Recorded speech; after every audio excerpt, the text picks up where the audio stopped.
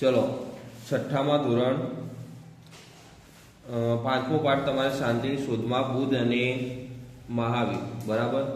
તમને પહેલા બી કીધું હતું કે શાંતિની શોધમાં જે ગૌતમ બુદ્ધ અને મહાવીર સ્વામી બંને જેમને નાની ઉંમરે સંન્યાસ લઈ લીધો અને એક શાંતિની શોધમાં ગયા અને એમને શું શું ઉપચાર આપ્યા એ તમારે આ પાઠમાં આપેલું છે બરાબર।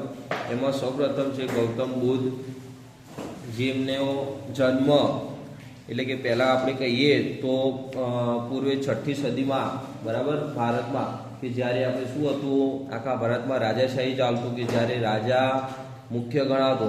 અત્યારે જેમ મુખ્યમંત્રી અને વડાપ્રધાન મુખ્ય હોય એમ એ વખતે શું હોય રાજા મુખ્ય ગણાતો અને રાજાની રાણી મુખ્ય હોય અને રાજા પછી એનો વારસદાર એટલે કે જે એનો છોકરો હોય એ આવનાર શું બને રાજા બને બરાબર। તો એના માટે સૌ પહેલાં એક વખત એવું થયું કે ભારતમાં હિમાલયના ક્ષેત્રમાં એક નેપાળની તરાઈમાં એક કપિલવસ્તુ નામનું શું હતું રાજ્ય હતું બરાબર।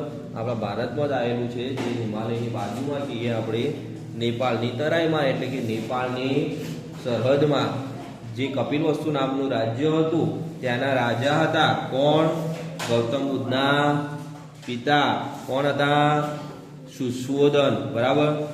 તો એરહ્યા હતા એમના પિતા જે પોતે ત્યાં કપિલવસ્તુ નામના રાજ્યના રાજા હતા બરાબર। એમને એક પત્ની હતી કોણ માયાદેવી બરાબર। હવે એ રાજા હતા એમને એક પુત્ર હતો તો જેનું નામ શું હતું સિદ્ધાર્થ જેમને અત્યારે આપણે શું કહીએ છીએ ગૌતમ બુદ્ધ કહીએ છીએ ખબર પડી। જે હાલ આપણે જેમને ગૌતમ બુદ્ધ કહીએ છીએ એમને બાળપણનું નામ શું હતું સિદ્ધાર્થ હતું।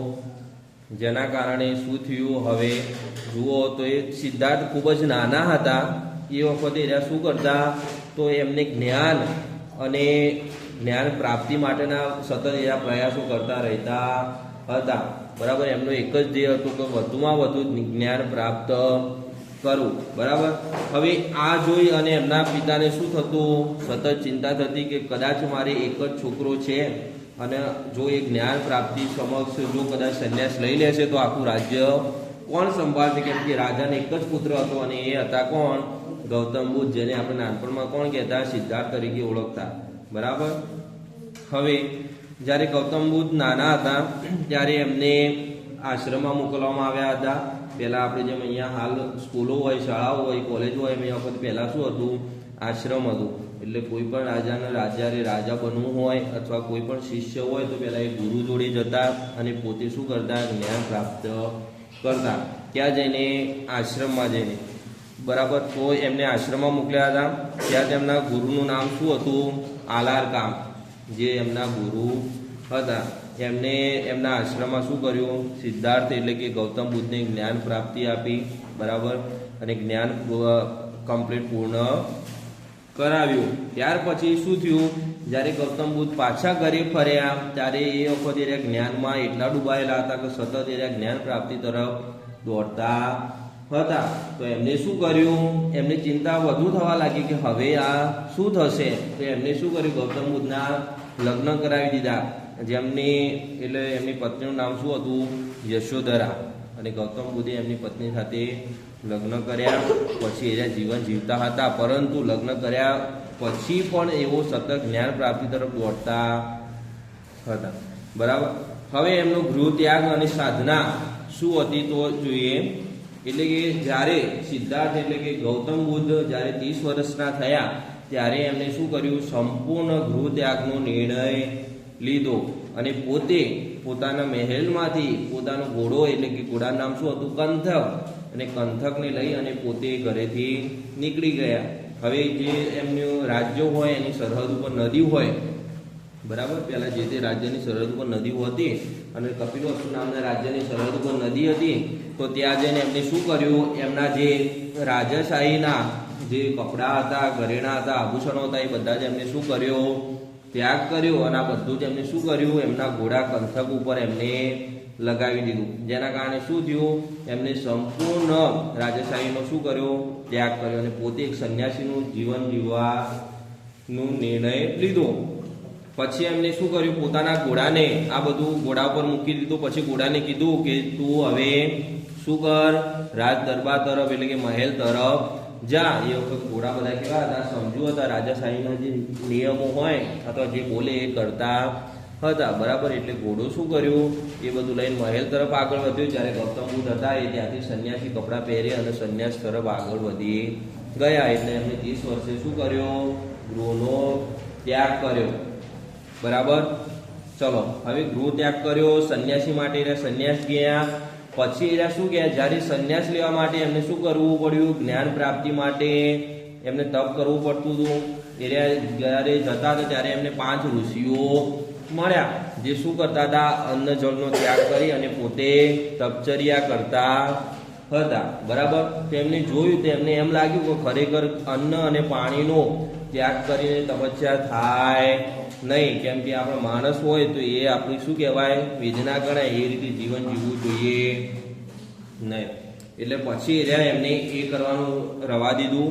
પછી શું કર્યું, આગળ વધ્યા અને પછી જ્યાં એક બોધી ગયા ખાતે, બરાબર, કઈ જગ્યા, તો બોધી ગયા જ્યાં એક પીપળાનું વૃક્ષ હતું, ત્યાં નીચે બેસી અને સત્ય અને જ્ઞાન પ્રાપ્તિ માટે શું કરી, એમને સાધના શરૂ કરી, બરાબર.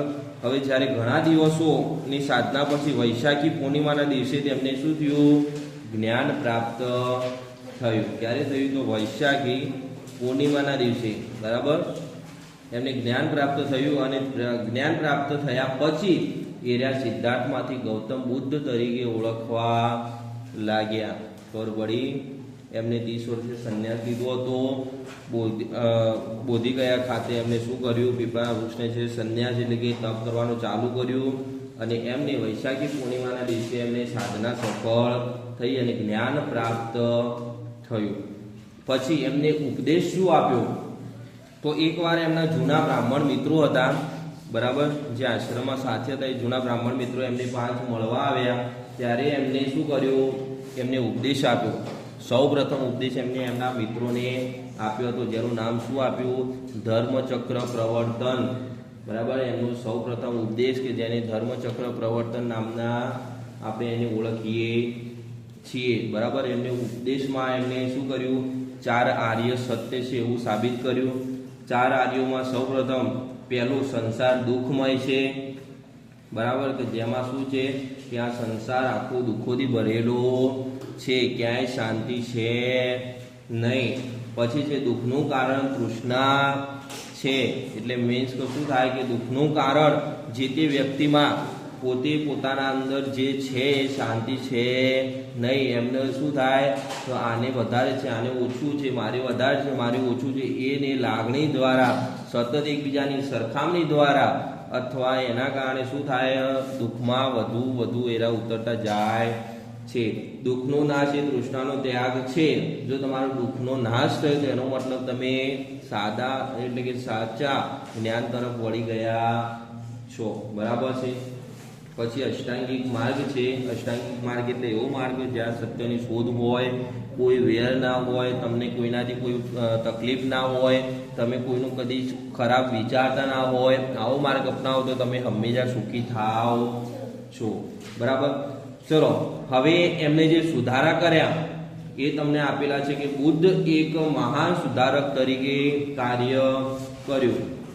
તો એમને શું કર્યું, તો જુઓ, બુદ્ધિ સમાજમાં જે આપેલા જે વ્યાપાયેલા દૂષણો હતા એ દૂર કરવા માટે એમને શું કર્યું, જીવન ચાલુ કર્યું, બરાબર.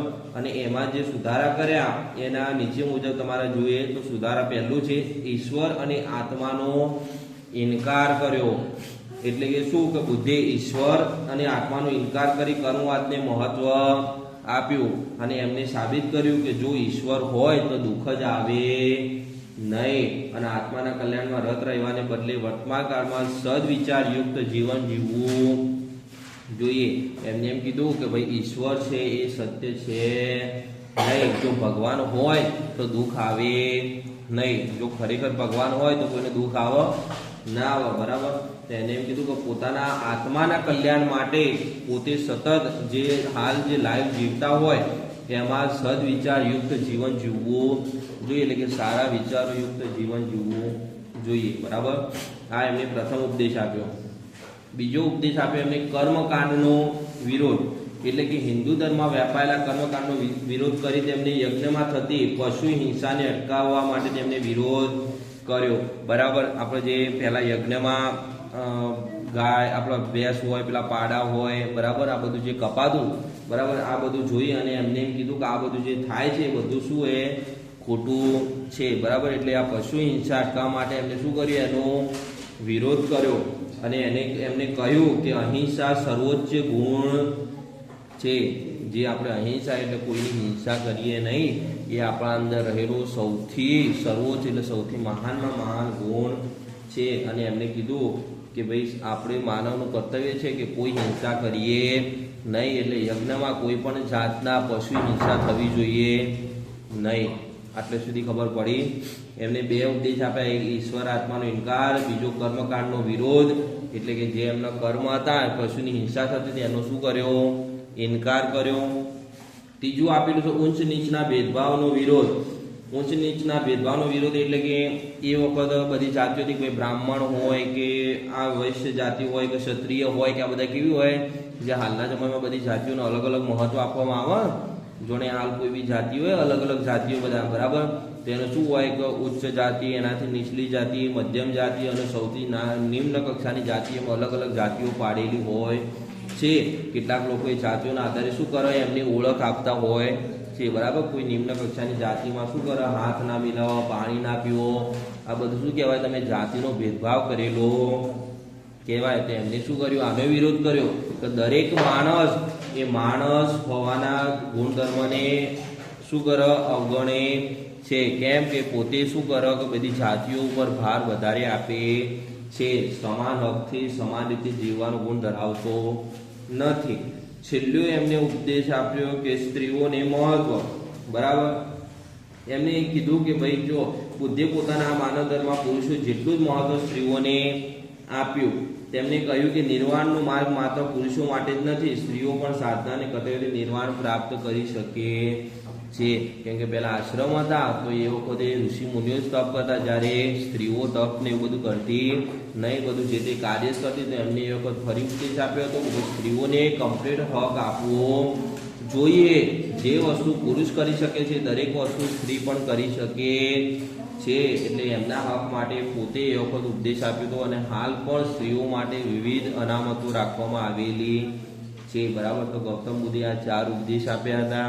4 સુધારક માટે એમને સતત શું કર્યું હતું, પોતાનું જીવન જીવ્યું હતું. બરાબર, અને આમ આ રીતે એ 80 વર્ષની વયે કુશીનારામાં તેમનું અવસાન થયું હતું. બરાબર, અને આજે પણ એમને વિશ્વભરમાં એમના વિચારો અને ધર્મના કારણે એમને શું કરીએ, આપણે ઓળખીએ છીએ. ગૌતમ બુદ્ધને ઓળખીએ ને બધા. બરાબર, 80 વર્ષની વયે એમણે નિધન થયું હતું. સમજો કે 30 વર્ષથી એમને સંન્યાસ લીધો, 80 વર્ષ જીવ્યા, તો કુલ એમને કેટલા 50 વર્ષ એમને આ સુધારક તરીકે કાર્ય કર્યું અને સમાજને સુધારવા માટે સતત પ્રયત્ન કર્યા. તો આ હતા તમારા ગૌતમ બુદ્ધ અને એમની માહિતી અને એમને કરેલા કાર્યો. આટલે સુધી ઓકે, તો પડી ગઈ.